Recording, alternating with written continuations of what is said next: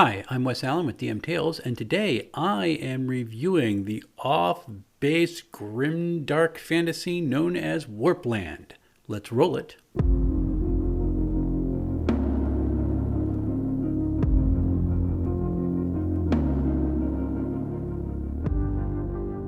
Warpland was written by Gavriel Quiroga.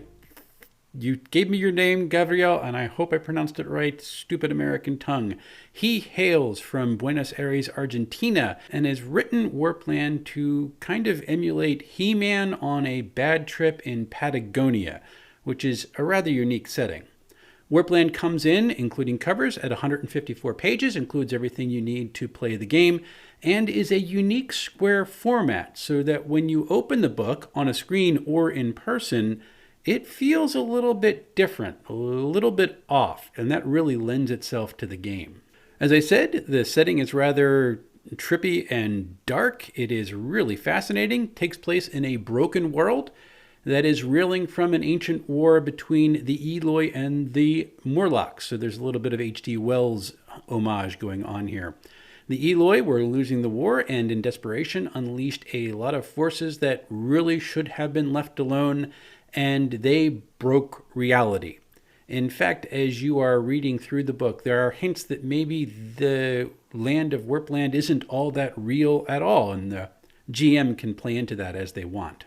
Because the world is so broken, things like weather are terrifying, and there's actually a mechanic to roll for that in the game. Everyone in Warpland is in survival mode, so the concept of morality as we know it is really broken at this point. If you live, that's good. In order to bring some stability to the society, there is a new tenet, a code that people have to follow, and if you deviate from it, you are punished rather severely. So it's really rather fascinating. And part of this tenets are you can't look into history, ancient technology is banned, and you just need to go along with what everyone is going along with. You break that and you are in severe trouble. This is a really fascinating concept because when you get what we would call magic items in other games, you're in danger of being thrown into prison. So neat tension and balance in the game there. The Eloi's desperation, when they unleashed all these forces, they created what people call now the warp. If you are affected by that, you can get a mutation that can do a whole variety of things, even changing your arms to like tentacles, so that's kind of interesting. And also it brought into the world this void or the abyss, and that has granted people access to magical abilities, which taint their character in certain ways. So there's a balance to using these abilities, which is rather interesting. The artwork is mostly black and white line drawings. I did notice a few things that are kind of public domain that I've seen in other works, but they fit perfectly here. Really kind of goofy and strange and off-kilter stuff. The original artwork, in particular the 2-page color spreads that appear throughout the book, are stunning. They are evocative, and they're really just gorgeous to look at. So it's kind of worth picking it up just for that.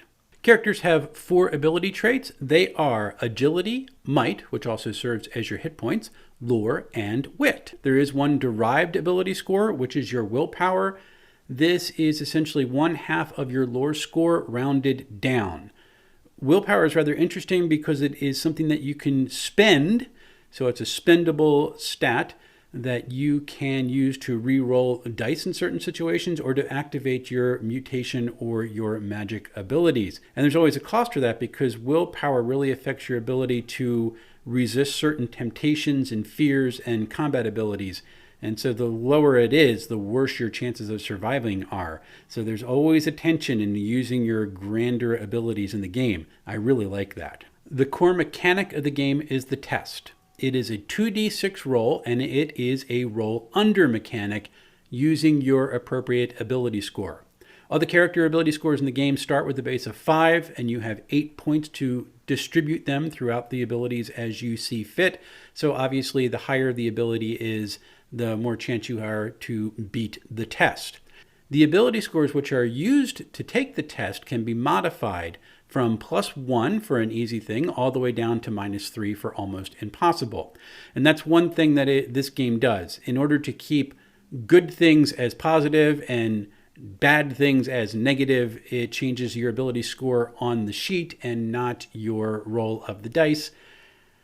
I always have an issue with that. I always think that modifiers should hit the dice rolls, but I do understand how it simplified things in some way, so I accept it here.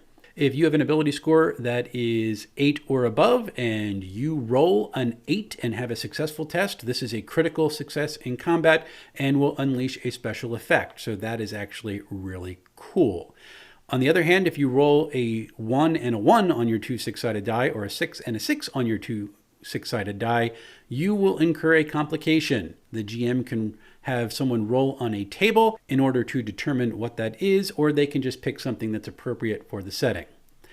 The one thing that I really kind of have bummed out about the core mechanic inside Warpland is that the GM never rolls the dice. The players do all of that. The GM really is the facilitator of the story and is telling people what is happening, and it's the players who determine the fate by the rolls.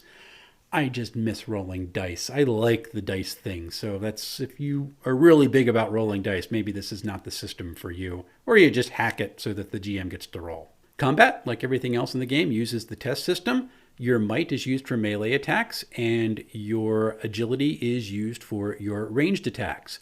One thing to note, because your might actually serves as your hit points, when you take damage, your ability to actually hit your opponent actually gets lesser every time you take a hit. I really like that it makes hit points a little bit less abstract, so that if you're taking damage, you're definitely going to be less capable inside combat. There's also a mechanic in the game that it can actually cripple you and leave you unable to use certain appendages or parts of your body, and that's actually really cool too. So combat is dangerous, even more so than in old school D&D. The other actions in combat are block and dodge, and these are used respectively with might and agility as well. And this is how players avoid taking damage when a GM says, you are now being attacked by this character. Again, GM doesn't get to roll, so that's kind of a bummer. The book's organization is good in general, but things are split up a little bit more than they probably need to be.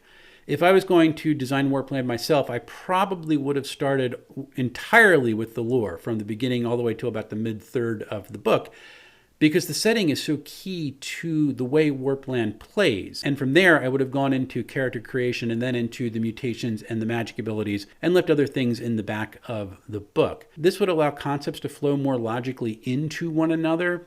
As it is right now, there are just certain things that are split up so far from each other that you have to flip through pages so much to figure out how things were. I would just think it would benefit with that more logical order. There's also some pages in the book and some concepts in the book, like the list of psychotropic drugs that are apparently common to the culture in this Warpland, that appear on a page. There's a half page for this, but there's no explanation for what they are, why people would want them, or what benefits or negative effects would they have on the game if players started using these things. And so that's just something that lends into, it probably could use a little bit more organizational work done. So what do I think of the game? Well, once you decipher some of the organizational quirks, this is a really simple game mechanically speaking, and you can teach it to a new player in a matter of minutes and just get playing right away. So that is a plus. The game's a good value because it comes with everything you need. It includes a bestiary, listings of potential mutations, and an encouragement to create your own, listings of magical abilities, and an encouragement to create your own. It has a really interesting campaign setting. It has these artifacts, which we would call magic items, which are very powerful and dangerous to have for multiple reasons. And it even has some short sample adventures in the back of the book. So you can have Warpland out, learn how to play it, teach people to play it in a couple minutes, roll up characters, and have an adventure ready to go in a world that is set for you. That's really a great value for what you pay. So would I play it? This is a really dark game. Morality is kind of gone. As I said, everybody's in survival mode. There's complete uncertainty about whether this world is even real. So there's this really strong nihilistic feel to it. This is not generally my cup of tea. I kind of am drawn more towards old school Gamma World, where your players are out trying to recreate this lost, broken world and bring it back from the ashes. And that's not something that Warpland is at yet. So for me, I'm not sure I'd pick it up, but at the same time, it's really simple. And it's just so elegant. I love the complications effects. I love the combat for your critical successes. I think all those things are really, really cool.